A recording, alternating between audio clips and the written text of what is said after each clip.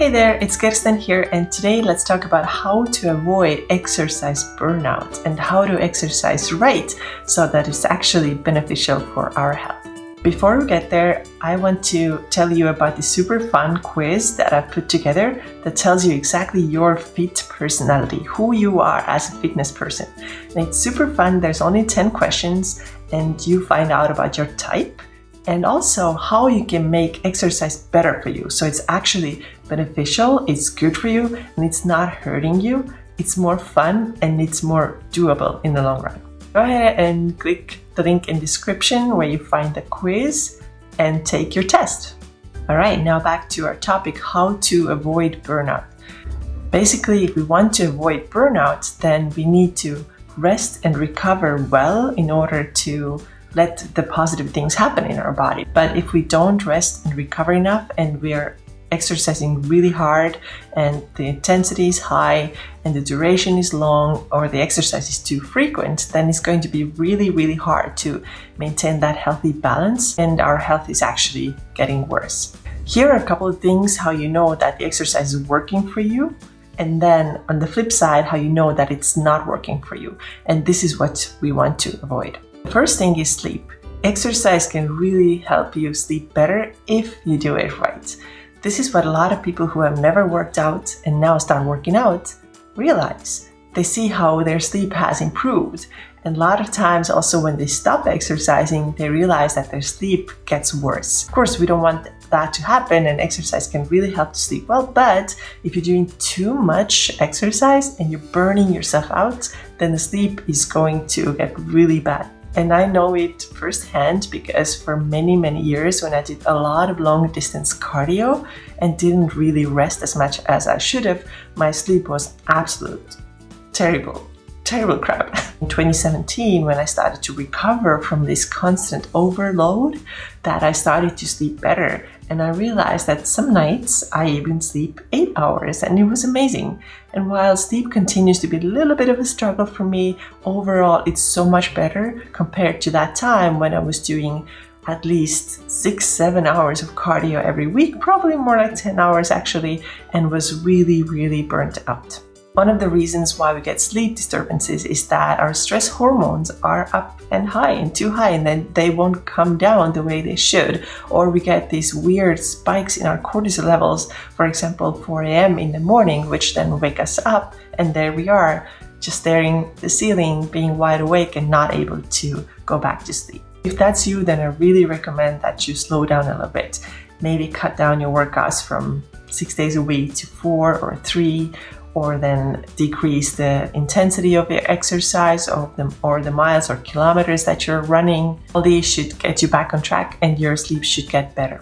The second thing is your energy.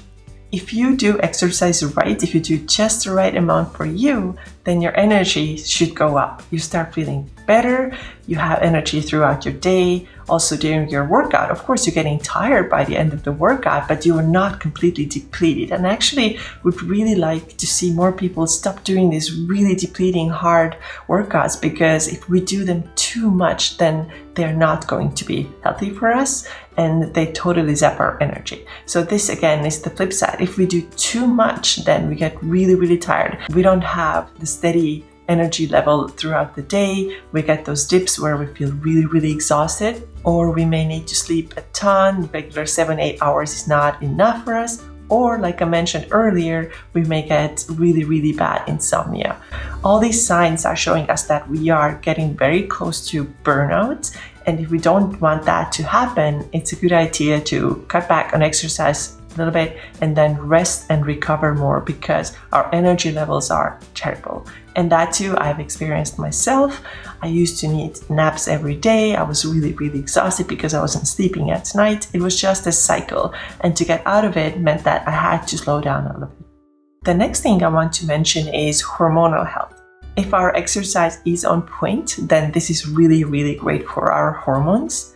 But if we're doing too much, we are probably burning ourselves out, because hormonally we get a lot of imbalances. We may get menstrual cycle issues, like many of you probably know, hypothalamic amenorrhea or loss of period because of really too much exercise is one pretty common one. Again, if done right, then exercise can help to improve your hormone symptoms. For example, women with PCOS often find that exercise make their hormones more balanced.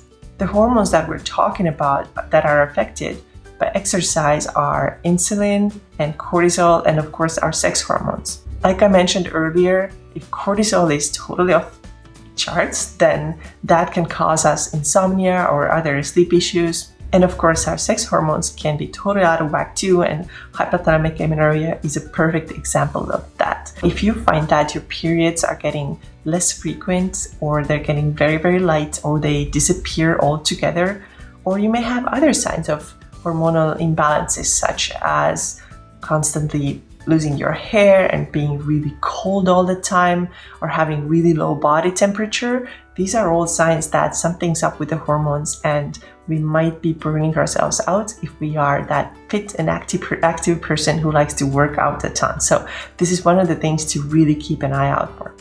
The next thing I want to mention is your mood. If we do the right amount of exercise, it really boosts our mood. Maybe you know what runner's high is. This is exactly what I'm talking about. You run and you feel amazing. And this is the endorphins that are kicking in. If you're lifting weights and you pull a heavy weight off the floor, it makes you feel really good. On the other hand, if we do too much exercise, if we don't take enough time to rest and recover, then our mood is going to be terrible. And you may have experienced that. You feel kind of irritable and moody and cranky, and you can ask people close to you, people you love, who you live with, about your mood, and they may tell you some things that you have never realized. Maybe you really are irritable, maybe you really are moody, and these can be caused by doing too much exercise, so be really careful about that. And the last thing I want to mention is the overall quality of your life, which pretty much sums up everything that I just talked about. If we do exercise right, if it makes us feel good, if it makes us feel healthy, then of course the overall quality of our life is good. We have friends, we have good relationships, we go out with them, we have fun. We don't put the exercise first every single time. We take time for other things. And it's a nice balance because we work out, we're healthy, we're fit, we feel good, but we also do other things outside of the exercise. Now, if we do too much, then this kind of balance is going to be really thrown off. And we spend a lot of time in the gym. We never sleep in the weekend. We never take breaks. We never go out because we are scared that, maybe I can't go to the gym the next day, or maybe I'm going to eat something that's bad for me. So this is where we see that the quality of our lives is actually going down. And this is not what exercise should do. The goal of working out regularly should be to feel better so that our lives are better, so that our health is better, not the other way around. Thank you so much for watching this video. I'd like to remind you again, please go ahead and take that super fun quiz, Your Fit Personality, and see what type you are, and shoot me an email. Let me know what type you are. I'm so excited to find out. Thanks so much for watching, and I'll talk to you again. Bye.